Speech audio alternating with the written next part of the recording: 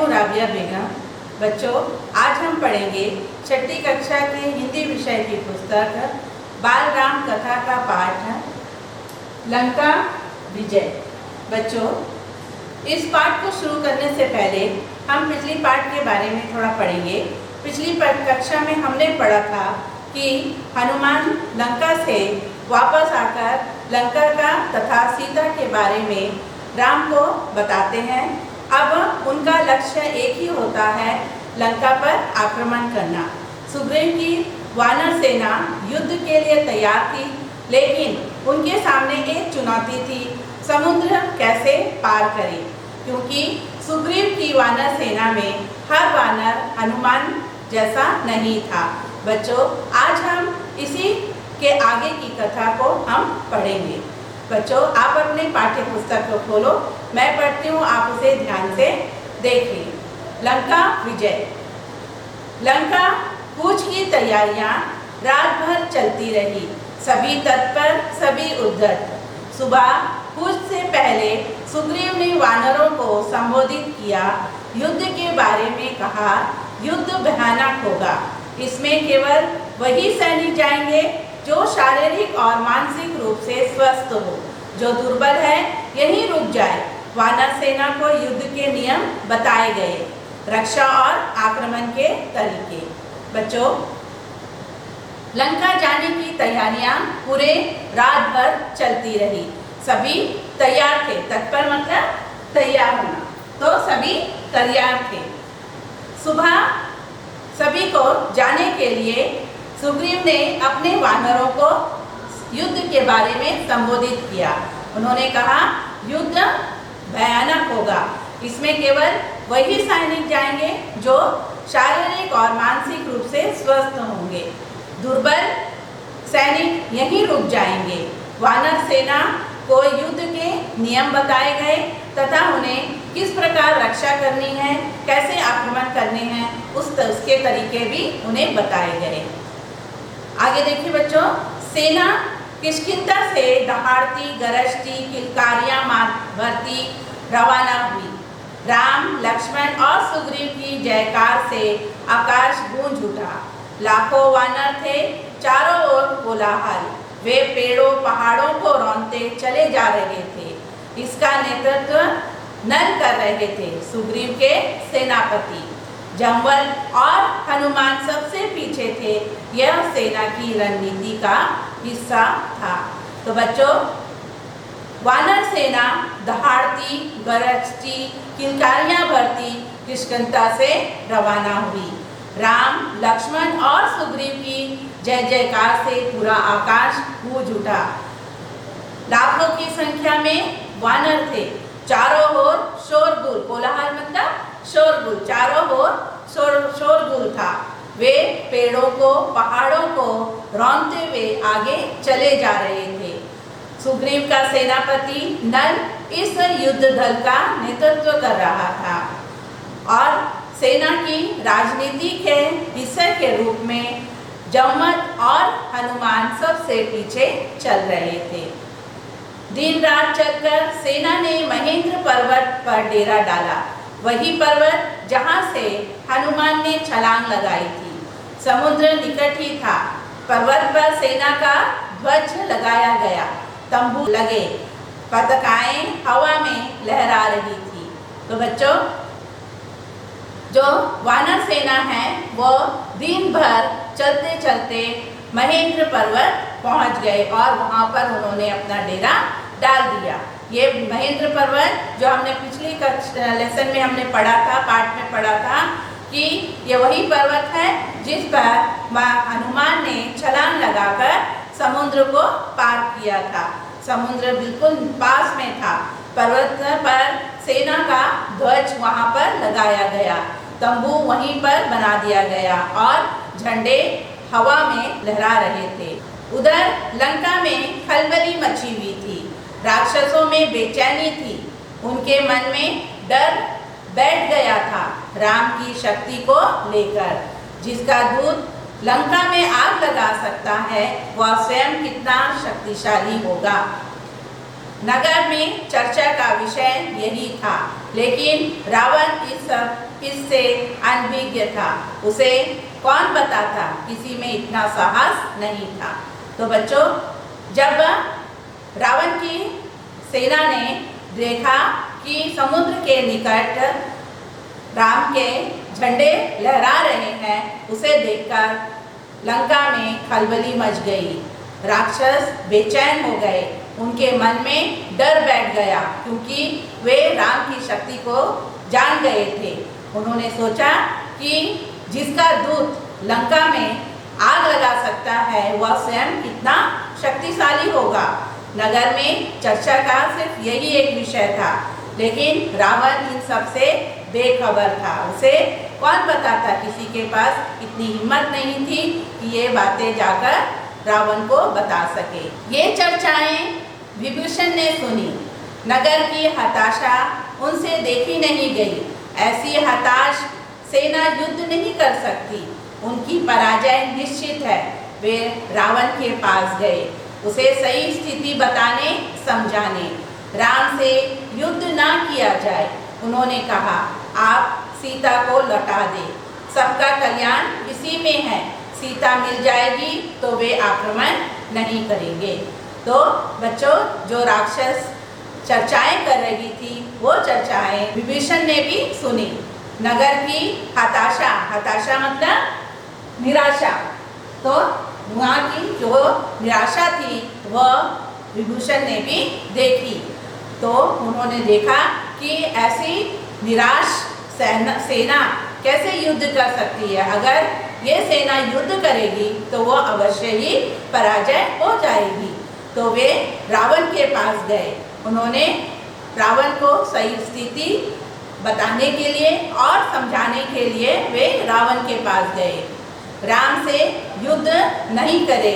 उन्होंने कहा, आप सीता को लौटा दें, इसमें सभी का कल्याण हो सकता है। अगर उन्हें सीता मिल जाएगी तो वे हमसे युद्ध नहीं करेंगे। रावण ने विभीषण की बात अनसुनी कर दी, उन्हें अपना कक्ष से निकाल दिया। क्रोध में वह स्वयं भी उठकर चल पड़ा सभा कक्ष की ओर। उसे राम के समुद्र तट पर पहुंचने का समाचार मिल चुका था। सैनिकों ने राम की सेना की पताकाएं दूर से देख ली थी। तो बच्चों, रावण ने विभीषण की बात को बिल्कुल नज़रअंदाज कर दिया, मतलब सुना ही नहीं, अनसुनी कर दी।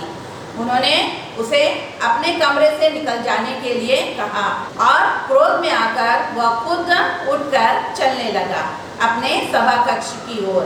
उसे राम के समुद्र तट पर पहुंचने का समाचार मिल चुका था और उनके सैनिकों ने भी राम के सेना की पताकाएं देख ली थी। आगे देखो बच्चों, विभीषण रावण के पीछे चलते रहे, बोलते रहे, सीता आपके गले में बंधा सांप है, वह आपको डस लेगा, इसे छोटी बात मत समझिए लंकाधिराज, ये संकेत महाविनाश के हैं। मैं अब भी कहता हूँ, सीता को लौटा दीजिए, लंका बच जाएगी। बच्चों, विभीषण शांत नहीं हुए। उनको कमरे से निकालने के बाद भी वह रावण के पीछे चलते ही रहे और उनको बोलते ही रहे। उन्होंने कहा कि सीता आपके गले का बंधा एक सांप है जो आपको ढस लेगी, ये इसे आप छोटी बात मत समझिए लंका के राजा, ये आपको एक संकेत दे रहा है महाविनाश का।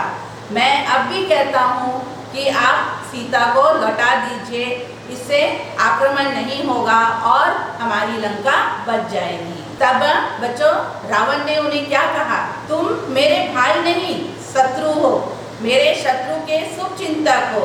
रावण का क्रोध भड़क उठा, निकल जाओ यहाँ से, मुझे तुम्हारा साथ नहीं चाहिए। रावण सभागार की ओर मुड़ गया, विभीषण पीछे, दोनों के रास्ते अलग हो गए।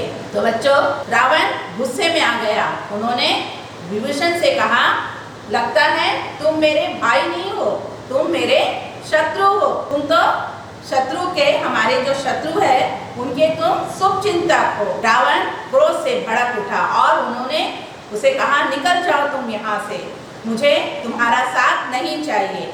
और रावण तबाहगार की तरह मुड़ गया। विभीषण वहीं पीछे खड़ा रहा और इस तरह दोनों के रास्ते अलग अलग हो गए। विभीषण उसी रात लंका से निकल गए 4 सहायकों के साथ। उन्होंने राम के पास जाना ठीक समझा। तो बच्चों, विभीषण अपने 4 सहायकों के साथ उसी रात लंका से निकल गए। उन्होंने सोचा मुझे राम के पास जाना ही सही है। समुद्र पार राम के शिविर में अचानक खलबली मच गई। एक वानर चिल्ला चिल्ला कर सबको सावधान कर रहा था, हमारे शिविर में राक्षस आ गए हैं। विभीषण कुछ दूर खड़े थे। वानरों ने उन्हें सुग्रीव के सामने पेश किया। वानरराज, मैं लंका के राजा रावण का छोटा भाई हूँ। मैं राम की शरण में आया हूँ। आप मुझे उनके पास पहुँचा दे। विभीषण के चेहरे पर डर नहीं था, विश्वास था। शब्दों में षड्यंत्र नहीं था, कातरता थी, याचना थी। सुग्रीव को उनकी बात पर फिर भी भरोसा नहीं हुआ। तो बच्चों, समुद्र पार राम के शिविर में अचानक खलबली मच गई, मतलब हलचल मच गई। एक वानर चिल्ला चिल्ला कर सबको सावधान कर रहा था। चिल्ला चिल्ला कर कह रहा था कि हमारे शिविर में एक राक्षस आ गए हैं। विभीषण कुछ दूर खड़े थे। वानरों ने उन्हें सुग्रीव के पास पेश किया। विभीषण सुग्रीव के पास आकर उनसे कहा, वानरराज, मैं लंका के राजा रावण का छोटा भाई हूँ। मैं राम की शरण में आया हूँ। आप मुझे उनके पास पहुँचा दे। विभीषण के चेहरे में डर नहीं था, उसके चेहरे में विश्वास था। शब्दों में कोई भी षड्यंत्र या चालाकी नहीं थी, उसके शब्दों में निवेदन था। सुग्रीव को उनकी इस बात पर बिल्कुल भी भरोसा नहीं हुआ। मेरा नाम विभीषण है। रावण ने मुझे लंका से निकाल दिया। मैंने उससे सीता को लौटाने की बात कही थी। क्रोध और अहंकार में चूर रावण ने मुझे सभा में अपमानित किया। मैं प्राण बचाकर आया हूँ। एक बार राम से मिलवा दे, मैं उनसे कुछ कहना चाहता हूँ। बच्चों, जब विभीषण ने देखा कि सुग्रीव को उनकी बातों पर भरोसा नहीं आ रहा है, तब विभीषण ने फिर से कहा, मेरा नाम विभीषण है। मैं रावण का छोटा भाई। रावण ने मुझे लंका से निकाल दिया है। मैंने उनसे जब सीता को लौटाने की बात कही तो वह क्रोध और अहंकार में चूर होकर उन्होंने मेरा अपमान किया और मुझे अपमानित कर मुझे सभा से बाहर निकाल दिया। मैं अपना प्राण बचाकर यहाँ आया हूँ। मुझे एक बार राम से मिलवा दो, मैं उनसे कुछ कहना चाहता हूँ। सुग्रीव राम के पास गए। मन में शंका अब भी थी। अंगद भी उसे संदेह की दृष्टि से देख रहे थे। राम ने सब बात सुनी और कहा, हमें विभीषण को स्वीकार करना चाहिए। मैं शरण में आए व्यक्ति को कभी निराश नहीं करता, यह मेरी नीति है। विभीषण को आदर से अंदर लाइए। तो बच्चों, सुग्रीव राम के पास गए। मन में उनकी बहुत सारी शंकाएं थी और अंगद भी उन्हें संदेह की नजर से देख रहे थे। राम ने जब सुग्रीव की बात सुनी तो उन्होंने कहा, हमें विभीषण को बुला लेना चाहिए और उसे स्वीकार कर लेना चाहिए। और उसके बाद राम ने कहा, मेरा यह नियम है कि मैं शरण में आए किसी भी व्यक्ति को कभी निराश नहीं करता, इसलिए विभीषण को आदर के साथ अंदर ले आइए। विभीषण राम के पास पहुँचे। राम ने उनका सत्कार किया, लंका का समाचार पूछा। जल्दी ही विभीषण राम के विश्वास पात्र बन गए। उन्होंने लंका की बहुत सी जानकारी राम को दी। रावण और उसके योद्धाओं की शक्ति के बारे में भी बताया। कहा, रावण पर विजय प्राप्त करने के लिए बल और बुद्धि दोनों की आवश्यकता है। तो बच्चों, सुग्रीव विभीषण को राम के पास पहुंचा दिए। राम ने उनका आदर सत्कार किया, लंका का समाचार उनसे पूछा। जल्दी ही विभीषण राम के विश्वास पात्र बन गए। उन्होंने लंका की बहुत सारी जानकारी राम को दी। रावण और उनके योद्धाओं की जानकारी भी राम को दे दी। उन्होंने कहा कि रावण पर विजय पाने के लिए बल और बुद्धि दोनों की ही आवश्यकता होगी। विभूषण, तुम चिंता मत करो, राक्षस मारे जाएंगे, लंका की राजगद्दी तुम्हारी होगी, भविष्य तुम्हारा है, राम ने कहा। तो बच्चों, राम ने विभूषण से कहा, तुम चिंता मत करो, लंका के राक्षस मारे जाएंगे, लंका की राजगद्दी तुम्हें ही मिलेगी, तुम्हारा ही भविष्य लंका में है। और राम ने उनसे बड़ी विनम्रता से कहा। राम की सेना के सामने एक बड़ी चुनौती थी, समुद्र, उसे कैसे पार करे। राम ने समुद्र से विनती की, 3 दिन बैठे रहे कि समुद्र रास्ता दे दे, वह नहीं माना तो राम को क्रोध आ गया। राम का क्रोध देखते ही समुद्र ने उन्हें सलाह दी, आपकी सेना में नल नाम का एक वानर है, वह पुल बना सकता है, उससे वानर सेना पार उतर जाएगी। तो बच्चों, अब राम की सेना युद्ध के लिए एकदम तैयार थी। उनके सामने एक बहुत बड़ी चुनौती थी और वह था समुद्र को पार करना। अब ये समुद्र कैसे पार करे, ये एक समस्या उनके सामने आ गई थी। राम ने समुद्र से विनती की। उन्होंने कहा कि हमें रास्ता दे। 3 दिन तक वे बैठे रहे, इंतजार करते रहे। जब समुद्र नहीं माना तो राम क्रोधित हो गए। राम का क्रोध देखकर समुद्र ने उन्हें सलाह दी कि आपकी सेना में नल नाम का एक वानर है, वह पुल बना सकता है, उससे वानर सेना आसानी से दूसरी तरफ उतर सकते हैं। नल ने अगले ही दिन काम प्रारंभ कर दिया। पुल बनने लगा। वानर कंकड़ पत्थर शिलाएं लाते रहे। नल पुल बनाते रहे। 5 दिन में पुल तैयार हो गया। समुद्र को 2 टुकड़ों में बांटता हुआ, उसका घमंड चूर करता हुआ, सबसे पहले विभीषण पुल से उस पार गए। पीछे पीछे वानर सेना का अगला शिविर दूसरे तट पर बना।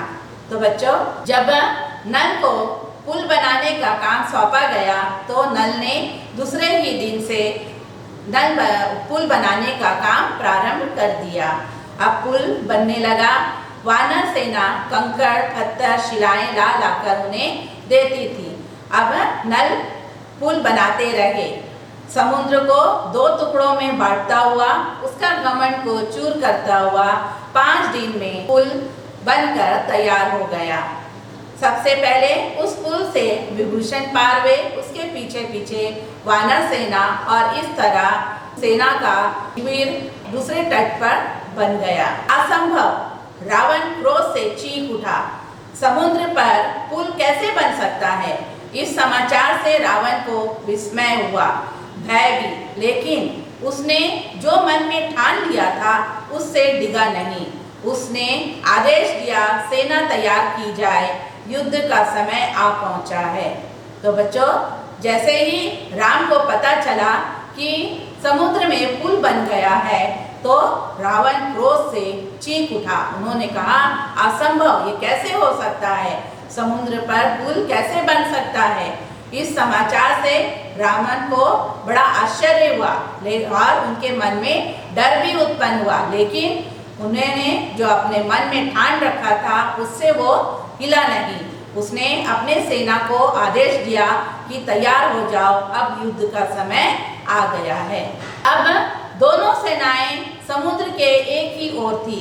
उनका आमना सामना होना शेष था। आक्रमण की तैयारी थी, राजनीति बन चुकी थी। पहले आक्रमण की योजनाओं को अंतिम रूप दिया जा रहा था। तो बच्चों, अब दोनों सेनाएं एक ही तट में आ गई थी। अब उनका केवल आमना सामना होना बाकी था। आक्रमण की पूरी तैयारी हो चुकी थी, रणनीति भी बन चुकी थी। पहले आक्रमण की योजना को अंतिम रूप दिया जा रहा था कि किस तरह से आक्रमण किया जाएगा। आगे देखो बच्चों, राम ने अपनी सेना को 4 भागों में विभक्त कर दिया। लंका के 4 द्वार थे, चौतरफा आक्रमण होना था। हर टुकड़ी को एक द्वार सौंपा गया।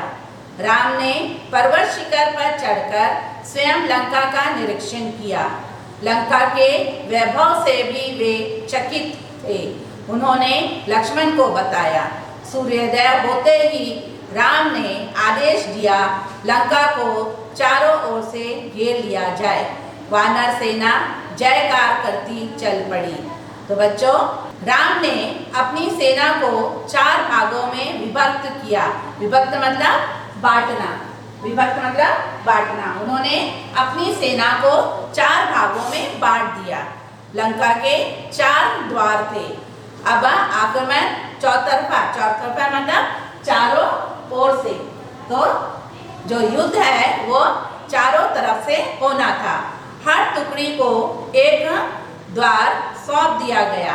राम ने पर्वत शिखर पर चढ़कर स्वयं लंका का निरीक्षण किया।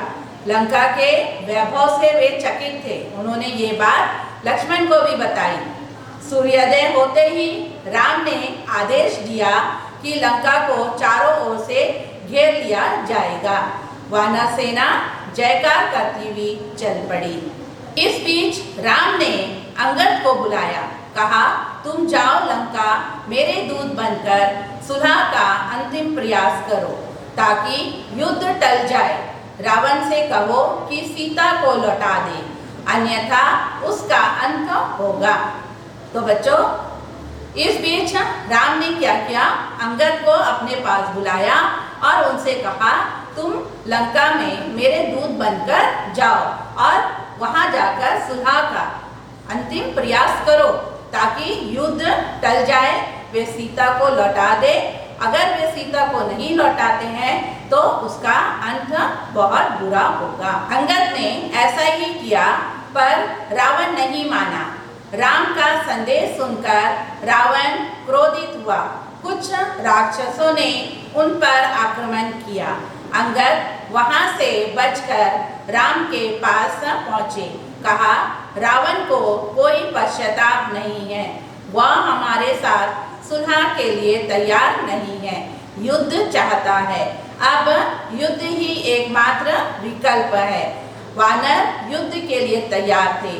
राम के आदेश की प्रतीक्षा में थे। आदेश मिलते ही उन्होंने लंका पर चढ़ाई कर दी। तो बच्चों, अंगद ने राम के कहने के अनुसार रावण के पास गया और उन्होंने सुलह की बात उनसे कही, लेकिन रावण नहीं माना।